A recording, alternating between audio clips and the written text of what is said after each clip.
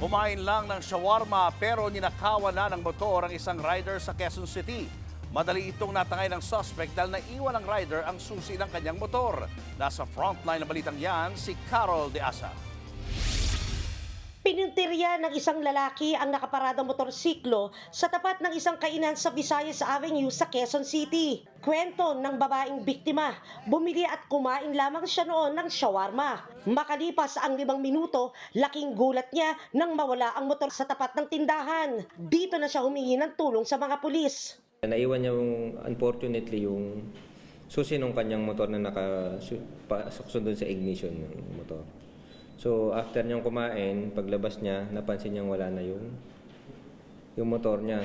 Sa backtracking ng CCTV, nakita ang lalaking suspect na gamit ang motor sa may pasong tamo palabas ng Sauyu Road. Kahapon ng madaling araw, natagpuan ang motor na nakaparada sa tapat ng isang bahay sa Barangay Fairview. Agad itong pinuntahan ng mga pulis at doon natunton ang suspect.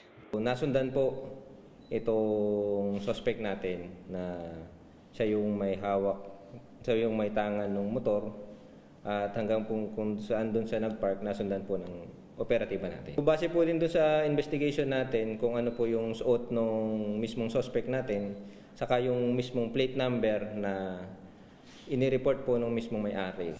Itinanggi naman ng suspect ang pagnanakaw. Ibinenta lang daw ang motor sa kanya sa halagang 5,000 piso. Nakita sa CCTV ako yung nag-drive. Pero yung sa pagkuha, hindi ako yung kumuha yun. Pinasakin lang yung motor. Mahaharap ang suspect sa reklamong paglabag sa new anti-kidnapping law. Paalala ng mga otoridad, ugaliing ilak ang motor at huwag kalimutang ang susi sa ignition kung ipaparada ito. Nagbabalita mula sa Frontline, Carol De Asa, News 5. Mga kapatid, Julius Babaw po. Para sa komprehensibo at makabuluhang balitaan at talakayan, mag-follow at mag-subscribe na sa social media pages ng News 5.